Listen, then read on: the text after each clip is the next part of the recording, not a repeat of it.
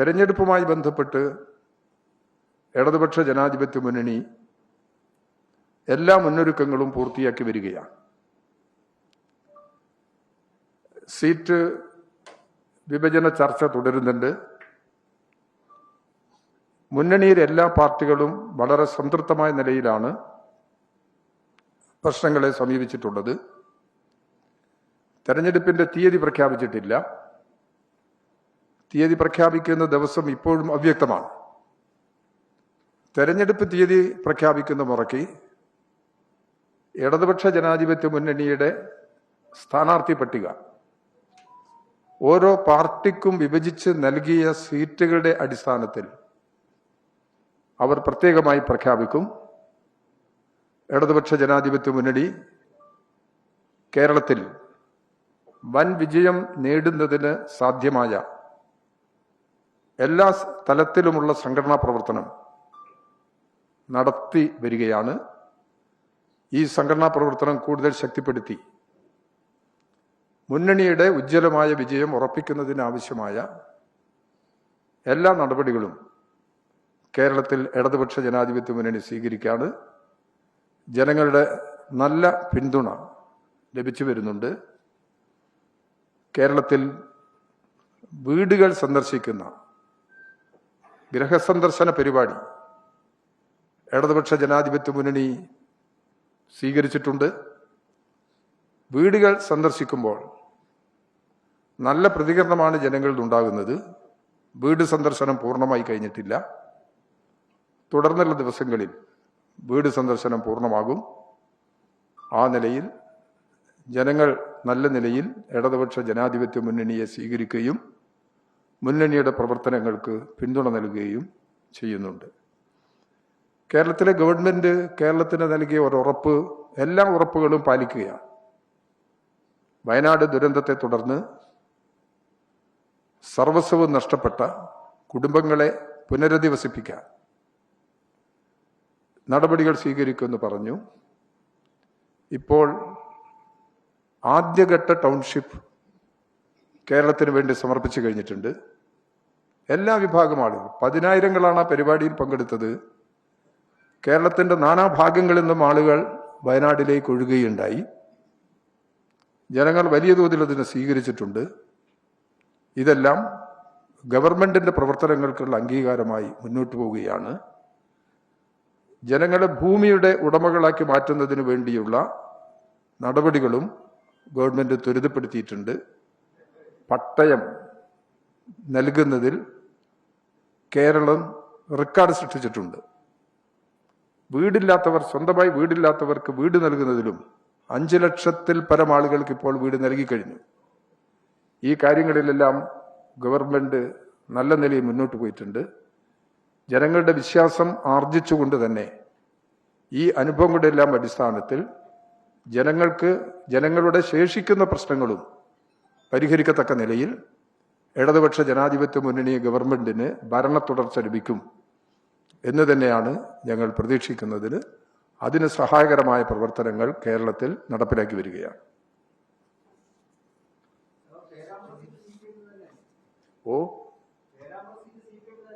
അത് പേരാമ്പ്ര ഒരു സീറ്റായിട്ട് ഇപ്പൊ പറയാൻ പറ്റില്ലല്ലോ. നമുക്ക് പേരാമ്പ്രയില് ഇടതുപക്ഷ ജനാധിപത്യ മുന്നണിയുടെ സ്ഥാനാർത്ഥിയെ മറ്റ് മണ്ഡലങ്ങളിലെ സ്ഥാനാർത്ഥികളെ പ്രഖ്യാപിക്കുന്ന കൂട്ടത്തിൽ പേരാമ്പ്രയിലെ സ്ഥാനാർത്ഥിയുടെ പേരും പ്രഖ്യാപിക്കും.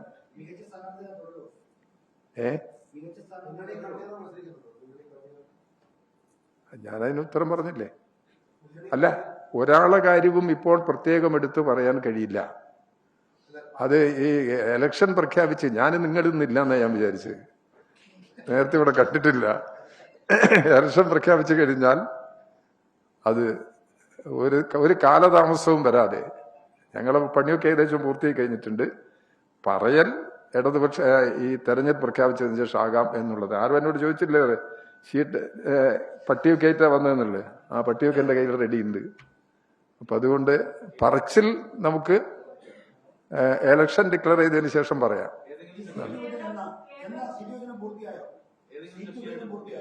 ചർച്ച നടന്നുകൊണ്ടിരിക്കുന്നു. ഞാൻ നേരത്തെ പറഞ്ഞില്ലേ, ഇടതുപക്ഷ ജനാധിപത്യ മുന്നണിയുടെ സീറ്റ് വിഭജന ചർച്ച പൂർത്തിയായിട്ടില്ല. അത് തുടർന്നുകൊണ്ടിരിക്കുകയാണ്. പൂർത്തിയാക്കി കഴിഞ്ഞാൽ നിങ്ങളോട് പറയും. വലിയ തർക്കവും പ്രശ്നങ്ങളൊന്നുമില്ല.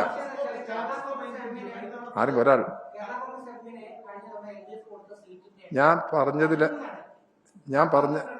ഞാൻ പറഞ്ഞതിൽ ആ ഉത്തരവുണ്ട്. അതുകൊണ്ട് വെയിറ്റ് ആൻഡ് സീ. ഇതിൽ നമുക്ക് ഇല്ല, ഞാൻ പറഞ്ഞല്ലോ, അത് ഇടതുപക്ഷ ജനാധിപത്യ മുന്നണിയുടെ സീറ്റ് വിഭജന ചർച്ച തുടരുകയാണ്. വലിയ പ്രശ്നങ്ങളൊന്നുമില്ല. അല്ല, അത് ഒന്നായിട്ട് എനിക്ക് വേറെ പ്രത്യേകം അടർത്തി പറയാൻ കഴിയില്ല. കേരളം ഒന്നിച്ചുള്ള കാര്യം ഞങ്ങൾ പറയും നിങ്ങളോട്. അല്പം വെയിറ്റ് ചെയ്താൽ മതി. എപ്പോഴാണ് ഇപ്പൊ നാളെ തെരഞ്ഞെടുപ്പ് പ്രഖ്യാപിച്ചത് വിചാരിക്കാം. നാളെ പറയും. അപ്പൊ അതുവരെ അത്രത്തോളം ഞങ്ങൾ റെഡിയാണ്. പക്ഷെ പറച്ചിൽ ഒന്നിച്ച് പറയാന്ന് മാത്രം. അല്ല, അങ്ങനെ നിങ്ങൾ ഇത്രയൊക്കെ ഇങ്ങനെ വ്യാഖ്യാനിക്കുന്നതിനാ? ഞങ്ങൾ കഴിയുന്നതും ഇന്ന് ഇടതുപക്ഷ ജനാധിപത്യ മുന്നണി യോഗം ചേർന്നപ്പം തെരഞ്ഞെടുപ്പ് പ്രഖ്യാപനത്തിനുമായിട്ട് ബന്ധപ്പെട്ട് പരിശോധിച്ചിട്ട് നമ്മുടെ തീരുമാനം പറയാം എന്നാണ്. ആ അർത്ഥത്തിൽ മാത്രം അതിനെടുത്ത്. അതുകൊണ്ട് ഏതെങ്കിലും ഒരു പാർട്ടി നേരത്തെ അങ്ങ് പറഞ്ഞുപോയി അതൊരു മഹാപാതകമായി പോയി, അങ്ങനെയൊന്നും ഞങ്ങൾ കണക്കാക്കുന്നില്ല. ഇടതുപക്ഷ ജനാധിപത്യ മുന്നണി മൊത്തത്തിൽ കാര്യങ്ങൾ ഒന്നിച്ചു പറയാനാണ് ഇപ്പൊ തീരുമാനിച്ചിരിക്കുന്നത്. അത് ഈ പ്രഖ്യാപനം വന്നു കഴിഞ്ഞ ഉടനെ ഞങ്ങൾ പറയും.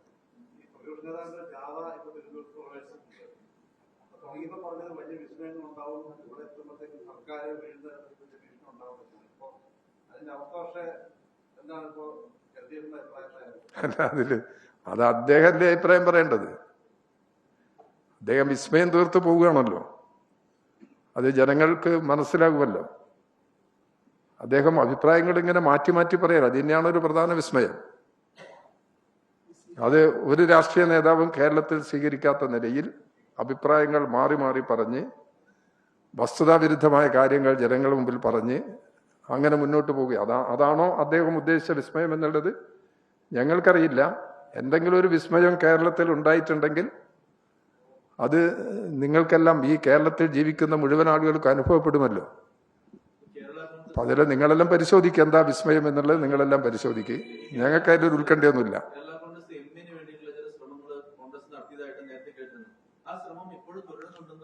അല്ല, അത് കേരള കോൺഗ്രസ് തന്നെ വ്യക്തമാക്കിയിട്ടുണ്ട്.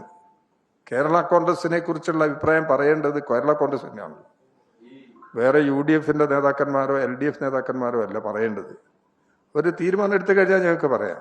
ഇടതുപക്ഷ ജനാധിപത്യ മുന്നണിയിൽ അവരിത് തുടരുകയാണ്, ഉറച്ചു നിൽക്കുകയാണ്. ഇടതുപക്ഷ ജനാധിപത്യ മുന്നണിയെ ശക്തിപ്പെടുത്തുന്നതിന് സഹായകരമായ എല്ലാ നടപടികളും അവർ സ്വീകരിക്കുന്നുണ്ട്. അവരുടെ നിലപാട് Kerala Congress chairman, state chairman Shri Jose K Mani തന്നെ ഇവിടെ പത്രക്കാരോടും വിശദീകരിച്ചിട്ടുണ്ട്. ഈ നാടിന്റെ മുമ്പിലും അദ്ദേഹം പറഞ്ഞു കഴിഞ്ഞിട്ടുണ്ട്. ആ നിലപാടാണ് അവർ തുടരുന്നത്. ഇന്നത്തെ മുന്നണി യോഗത്തിൽ അവർ സജീവമായി പങ്കെടുത്തിട്ടുണ്ട്.